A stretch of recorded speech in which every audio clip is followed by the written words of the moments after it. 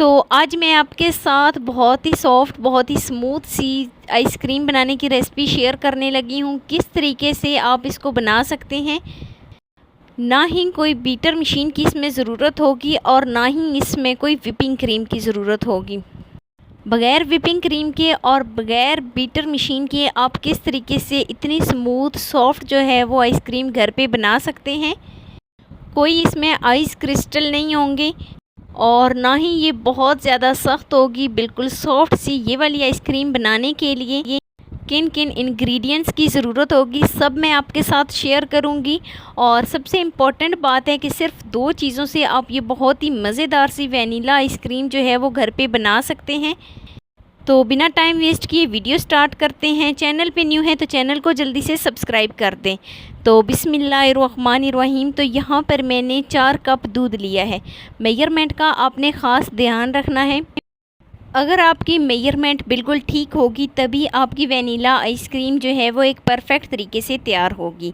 तो यहाँ पर मैंने 4 कप जो है वो दूध लिया है। दूध जो था मेरा पहले से बॉयल था। तो 4 कप दूध शामिल करने के बाद यहाँ पर मैं इसमें 2 कप मिल्क पाउडर शामिल कर रही हूँ। 2 कप यहाँ पर मैंने मिल्क पाउडर शामिल किया है और 4 कप ही मैंने यहाँ पर दूध शामिल किया है। तो शामिल करने के बाद यहाँ पर मैं इसको बहुत ही अच्छी तरीके से मिक्स करूँगी ताकि जो गुठलियाँ वगैरह बनी हैं वो रिमूव हो जाए। तो सारी गुठलियाँ जो हैं वो हम इसी तरीके से रिमूव कर लेंगे। चम्मच की बैक साइड इस तरीके से चलाएंगे और जो सारी गुठलियाँ हैं वो रिमूव हो जाएंगी। अहम स्टेप है ये कि इसमें कोई भी जो हमने मिल्क पाउडर शामिल किया है उसकी गुठली वगैरह नहीं होनी चाहिए, तभी हमारी जो आइसक्रीम है वो बहुत ज़्यादा सॉफ्ट बनेगी। तो गुठलियाँ जो हैं वो आप देख सकते हैं सारी रिमूव हो गई हैं। तो चलते हैं जी नेक्स्ट स्टेप की तरफ। तो नेक्स्ट स्टेप में जो हमने दूध मिक्स किया था वो अब हम इसमें शामिल करेंगे एक कढ़ाई में।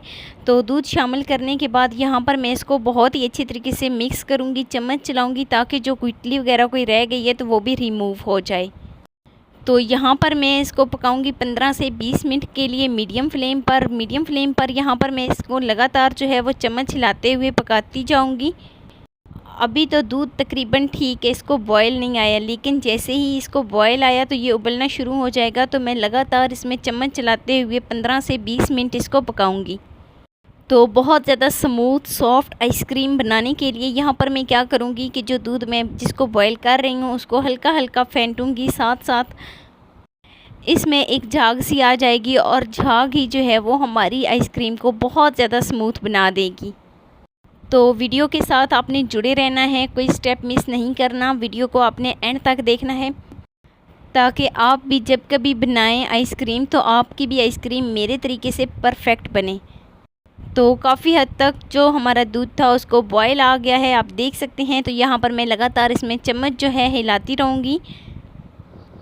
तो जो हमने इसमें मिल्क पाउडर शामिल किया था वो इसको बहुत ज़्यादा जो है वो गाढ़ा कर देगा। तो आप चाहें तो जो फ्लेम है उसको लो भी कर सकते हैं, लो फ्लेम पे भी आप इस तरीके से बना सकते हैं, लेकिन मैं मीडियम फ्लेम पे इसको जो है वो बना रही हूँ। तो बॉयल जो है वो काफ़ी हद तक आ गए हैं और जो हमने मिल्क पाउडर इसमें शामिल किया था उसने दूध को काफ़ी ज़्यादा गाढ़ा भी कर दिया है। तो अब हम चेक कर लेते हैं जी। तो दूध जो है वो अपनी क्वांटिटी में भी कम हो गया है इस तरीके से। तो यहाँ पर मैं लगातार चम्मच को चलाती जाऊँगी और 15 से 20 मिनट इसको यहाँ पर मैंने पकाना है। तो 15 से 20 मिनट जो है वो होने के बाद यहाँ पर मैं इसमें शामिल करूँगी चीनी। चीनी मैंने 1 कप ली है। 1 लीटर दूध था और इसमें 2 कप मिल्क पाउडर था और 1 कप यहाँ पर मैंने चीनी शामिल की है। ये बिल्कुल सही मेजरमेंट है। तो यहाँ पर मैं 2 से 3 इसमें हरी इलायची शामिल करूँगी। हरी इलायची शामिल करने के बाद यहाँ पर मैं इसको बहुत ही अच्छी तरीके से मिक्स कर लूँगी। फ्लेम जो है वो ऑन ही है। तो यहाँ पर मैं इसमें शामिल करूँगी किशमिश। तो किशमिश शामिल करने के बाद अच्छे तरीके से मिक्स करूँगी। और यहाँ पर मैंने बादाम लिए हैं, बादाम को मैंने इस तरीके से तोड़ लिया था। तो यहाँ पर मैं इसमें शामिल करूँगी बादाम। बादाम शामिल करने के बाद यहाँ पर मैं इसको बहुत ही अच्छे तरीके से मिक्स कर दूँगी। दूध जो है वो बहुत ज़्यादा आप देख सकते हैं गाढ़ा हो गया है। तो गाढ़ा होने के बाद यहाँ पर अब मैं यहाँ पर फ्लेम को ऑफ़ कर देती हूँ। तो फ्लेम को ऑफ़ करने के बाद यहाँ पर मैं इसको ठंडा होने के लिए छोड़ देती हूँ। रूम टेम्परेचर पर यहाँ पर मैं इसको ठंडा होने के लिए छोड़ देती हूँ। यहाँ पर अहम स्टेप जो है वो ये है कि आपने इस दूध को फ्रिज में नहीं रखना। अगर आप फ्रिज में इसको ठंडा करेंगे तो इसमें जो है आइस क्रिस्टल बन जाएंगे। तो बेहतर यही है कि आप इसको रूम टेम्परेचर के ऊपर ठंडा होने दें। तो यहाँ पर मैं इसको रूम टेम्परेचर के ऊपर ठंडा होने के लिए छोड़ देती हूँ। तो तकरीबन 10 से 15 मिनट लगेंगे और दूध जो है वो रूम टेम्परेचर के ऊपर ठंडा हो जाएगा। बहुत ज़्यादा आइसक्रीम को स्मूथ बनाने के लिए आपने कुछ स्टेप जो हैं वो लाजमी फ़ॉलो करने हैं।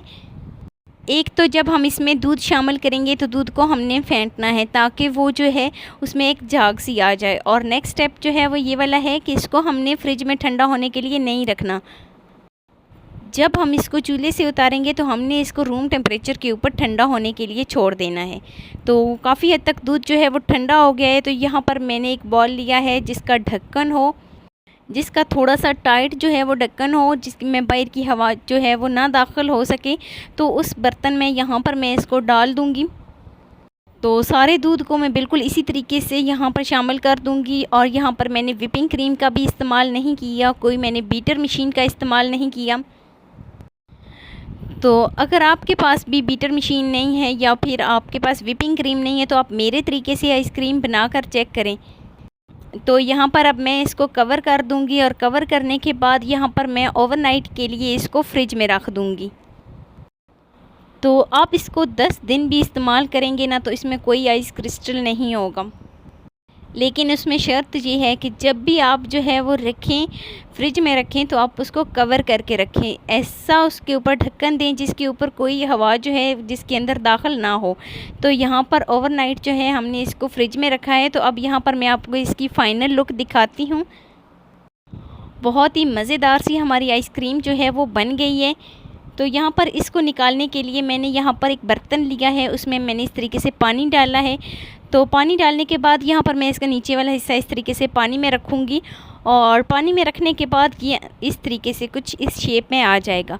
तो यहाँ पर मैंने प्लेट ली है, प्लेट में मैं इसको इस तरीके से उल्टा रखूँगी और उल्टा रखने के बाद हल्का सा प्रेस करूँगी और प्रेस करने के बाद हमारी आइसक्रीम जो है वो निकल आएगी। तो यहाँ पर मैं आपको इसके पीसेस जो है वो कट करके दिखाती हूँ ये कितनी ज़्यादा सॉफ्ट बनी है।